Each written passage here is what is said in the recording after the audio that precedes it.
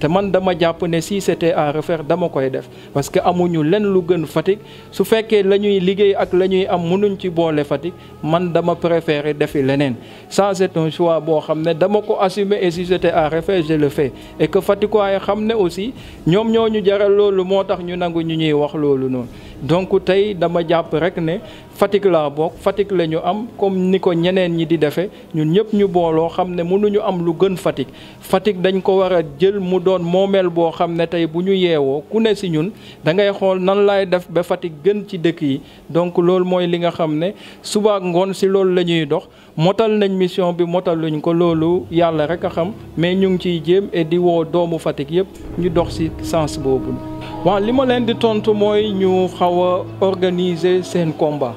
parce que yàlla dëgg rek la bëgg man c'est pas parce que le président m'a nommé jox ma ay responsabilités que je vais cracher sur les choses que je vois et li nga xam ne moom lay toucher di ko palper aujourd'hui dire que niñ bëgg ñun Fatick mel na ko wax ju yàqu la parce que ñëpp xam nañ ne on a un président de la République ne signifie pas que ne dañ Fatick dafa war a nekk palais mais aussi ça ne signifie pas aussi qu'on doit abandonner Fatick donc tey am na loo xam ne président yàgg nañu koy ñaan mooy bu leen yàkkamti yéen a aye parce que yéen a am njiitu réew donc dama war a am ngeen may ma jox ñeneen mais benn moment aussi dañu war a xalaat Fatick moi je suis tout à fait d'accord si côté boobu mais si côté bi ma d'accordul mooy forme bi nga xam ne moom la ko jeunes yi di dénoncer parce que ku xam président xam ne si discipline la bëggee léppam ñu koy doxe moi je suis d'accord pour que ñu toog parce que ça me fait mal depuis que le président est là depuis 2012 ba tey je n'ai jamais assisté à une rencontre boo xam ne dañ ñu woo ne ñu kaalee ñu waxtaan Fatick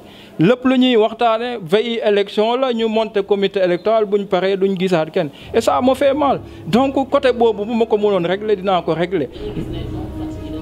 non doomu Fatick yi dañoo taxawul Fatick pour dire la vérité c'est uniquement ça y en a des gens qui se battent et c'est ça le problème parce que li ma munta nangu mooy ñoo xam ne defuñu dara ci dëkk bi wala jéemuñu fi dara mbubu ne ci ay ginnaaw jeune di leen di monter ça aussi ce n'est pas honnête parce que ak luñ mun di wax tey man am na loo xam ne je ne suis pas là pour défendre le maire de la commune même si c'est mon ministre mais am na yoo xam ne dafa rafetul parce que mairie Fatick même bi fi Macky Sall la dene du si ay ressources Fatick la ko développé du ay ressources Fatick commune bi parce que tout le monde sait que la commune n'a pas des ressources yu ko permettre tey mu mun a def investissement bu lourd bi fi président def mais li fi président def dafa dem convaincre Ablaye Wade ne ko jàppale ma ci Fatick 2005 après Thiès 2004 ñu indi fi ay projet je pense que l'équipe municipale actuellement doit également convaincre le président Macky Sall de la même façon que Abdoulaye Wade permettre ko mu ñëw liggéey Fatick moom aussi mu permettre l'équipe qui est là mu liggéey ko parce que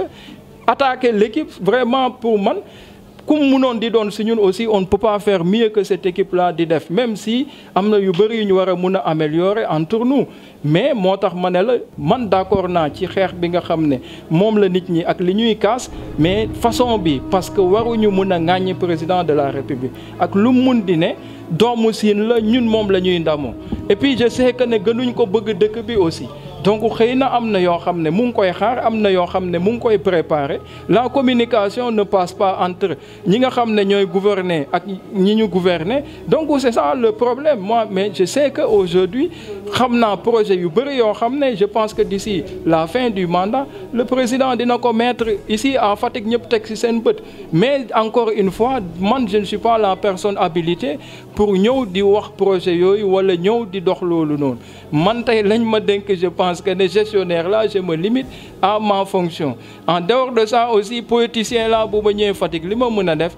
ak li nga xam ne moom laa am personnellement loolu laa mën a bokk ak waa Fatick mais je ne peux pas imposer à un homme politique vraiment sa attitude sa comportement ak sa engagement mënuma ko wax benn homme politique mais li ma mën a wax daal pour tënk mooy na Fatick waaye aussi am fula gu day ni ku leen amalul njëriñ bu leen wooyatee ñu bañ ko wuyu parce que xeex aussi nit ki mooy fajal boppam xeex bi le président de la République il s'est battu pour être président de la République et yoon bi dafa leer amatul len lu ñuy maye dans ce monde là les gens doivent pouvoir quand même am lu ñu gëm am loo xam fii yàlla rek moo fi ne parce que tey ñu ngi ak président mais terewul lii ma leen di wax bu toogoon c'est ça qu'on allait lui dire parce que nous n'avons pas une chose boo xam ne tey moo ñu gënal Fatick la ñu am et ça me fait mal de voir aujourd'hui la situation actuelle le président doit soutenir ça moom damay gëm ne loolu la war a mën a def jàppale ay doomu Fatick gën a responsabiliser ay doomu Fatick parce que man jàpp ma ne tey aujourd'hui benn nit wala ay nit ñooy defar Fatick ay projet ñoo koy defar te ay projet état rek ñoo ci mun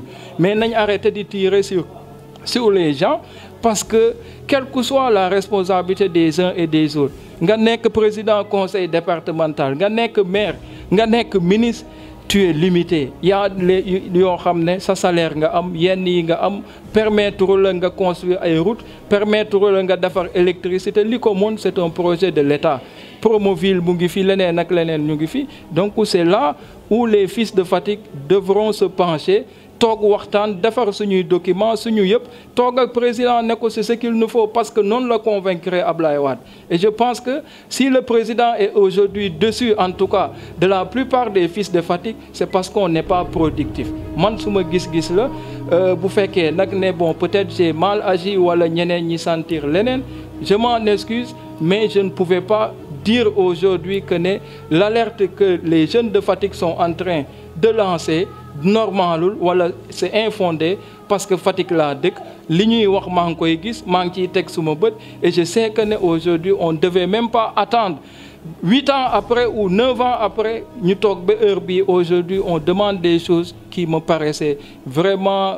ridicules. Moi, je pense qu'aujourd'hui, on a perdu beaucoup de temps et c'est le moment pour les fils de Fatick. Bu fekkee nous voulons quand même bu mandat bi jeexee ñu mun a dugg Fatick relever la tête je pense que doomu Fatick bu ne war nga mun a jóg li nga ci war a dox nga dox ko li nga ci war a wax nga wax ko terewul ku ne si ñun am na loo gëm parce que président après tout comme ni ma wax gënuñ ko bëgg Fatick mais il attend de nous que ñun la nga xam ne moom la doon def ba nga xam ne moom la fi Ablaye di tegoon ñun aussi ñu mun ko def donc appel boobu lay lancé aux fils de Fatick pour que ñu won président ne ko mat nañu parce que daf ñu tànn bàyyi ay nit donc confiance boobu ñu am ñun aussi waruñu di ko won ne ko yaa ngi ñu tànn mais ñun ñi nga tànn motuñ li ñu kii nii donc c'est à nous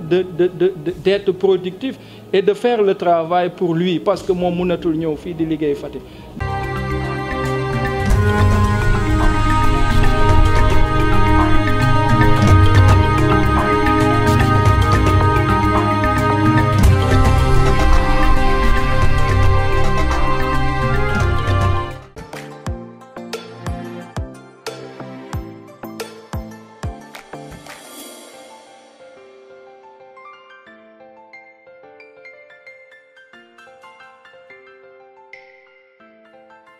Pour plus de merveilles,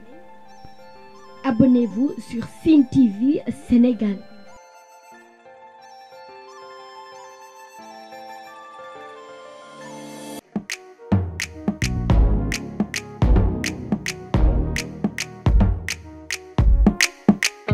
Sen TV, partout dans le monde. man maa ngi kontaan loolu aussi nag seen ñëw fii waa Sen TV. seen télé bi yàlla na ko yàlla télé bu mag te bu dee télé bu mag tam yàlla leen jig te bu leen jigee yàlla jig seen i soppe yàlla mën na ko te bu ko defee dara ko ci fekk yàlla na ko yàlla def. Regardez Sen TV au Sénégal, le frère. Sen TV Sénégal. Sen TV Sénégal, meilleure télé. C'est la France qui vous le dit. Fatick mi ngi dund de mais informe du point de vue communication Sen TV da nga def lu mu ci ayib.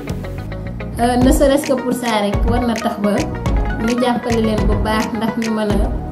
a créer pourquoi pas une télévision régionale te defe naa loolu sax mooy seen mbébét ñu dem ba am fi une télévision privée régionale boo xamante ne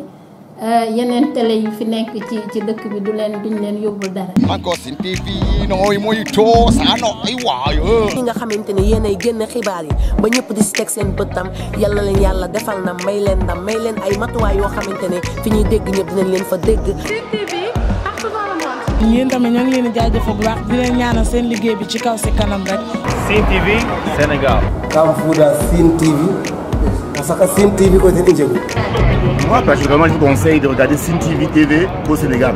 Assalamu alaikum mbokk Sénégal wóoratul bañ a seetaan Sen TV man la Michel Berlo from Moscou mooy Pass My Dream Sine TV ñoo ngi seetaan Sine TV. kin ka anda cosaan a sidik maa ngay ngeen